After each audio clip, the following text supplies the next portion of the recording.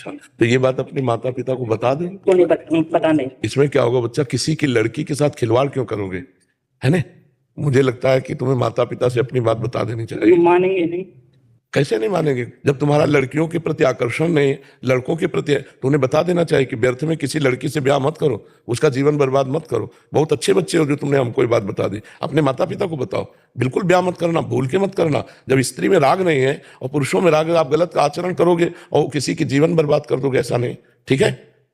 अभी पीछे वाले बैच में एक लड़का आया, उसने कहा हमारे मम्मी पापा हमारी शादी करते हो, लड़कियों से आकर्षण है नहीं, लड़कों से आकर्षण है।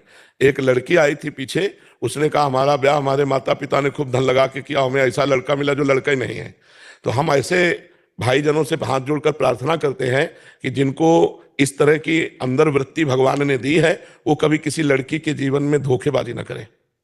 आप अपने मम्मी पापा से अपनी बात पूरी शेयर कर दो।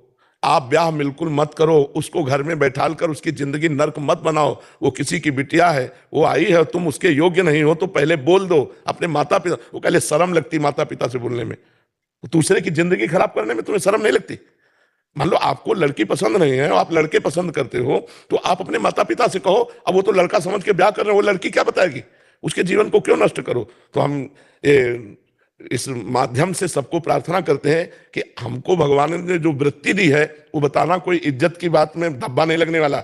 भगवान ने हमें बनाया है तो अपने माता पिता को बोल देना चाहिए कि लड़कों की तरफ आकर्षण है, लड़की की तरफ बिल्कुल नहीं, इसलिए ब्याह नहीं होना चाहिए। तो आप कम से कम किसी की जिंदगी के साथ तो खिलवाड़ नहीं करोगे। तो आप बोलो वो क्या करे, उसका क्या दोष, उसका तो जीवन बर्बाद कर दिया आपने ब्याह करके। तो पहले बता दे, जो ऐसे भाईजन है कोई गलत बात नहीं है। क्या भगवान ने तुम्हारी रचना तुम्हारे स्वभाव की है, तुम अपने स्वभाव की बात कह सकते हो कि हमारे स्वभाव में स्त्री प्रियता नहीं है, तो किसी की जिंदगी के साथ खिलवाड़ नहीं होगा। मान लो जैसा हमारे कर्म के अनुसार भगवान ने बनाया, तुम अपनी बात तो रख सकते हैं ना। समाज है, अब उसको छुपा लिया आपने अपनी बात को और ब्याह करके घर में बैठा लिया, उससे बात करते नहीं हो तुम दूसरों, फिर उसका क्या होगा, वो लड़की क्या करेगी, उसका जीवन क्या होगा। इसलिए हम इस माध्यम से सबसे प्रार्थना करते, डरो मत। जी, माता पिता को भी सपोर्ट करना चाहिए कुछ। हाँ, सपोर्ट करना चाहिए, अपने माता पिता को खुल के बताओ। और माता पिता से प्रार्थना है कि आप उस बच्चे को समझने की चेष्टा करें। उसके स्वभाव की रचना ऐसी माया के द्वारा हुई है, वो मतलब ऐसा नहीं कि वो डांटने लायक हो या डांट डपट के आप उसके स्वभाव को बदल सकते हो, नहीं, कमजोरी को ताकत बनाइए। हाँ बिल्कुल ऐसा होना चाहिए। एक दूसरे को सपोर्ट करके चलो तो अच्छा रहेगा।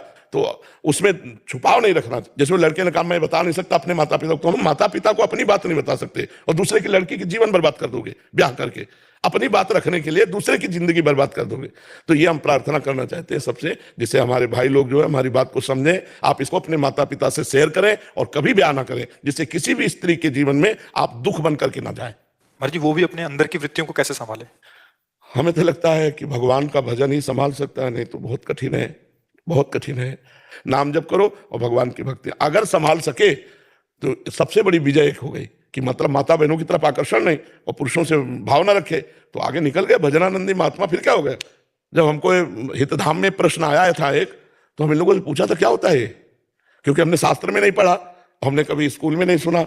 ये तो अभी मतलब ज्यादातर प्रकाशित हुआ है, नहीं तो पहले प्रकाशित नहीं। स्त्री स्त्री से मोहित हो रही है, पुरुष पुरुष से मोहित हो रहा है। अगर रुचि विधाता ने दे दी है तो फिर उसी रुचि से जीव जीता है। तो भगवान, कलयुग भगवान कुछ नई रीतियां चला दी हैं जो हमारी समझ में नहीं आती, पर हमें लगता है कि ऐसी बहनें ऐसे भाई अपने परिवार को व्यक्त कर दें।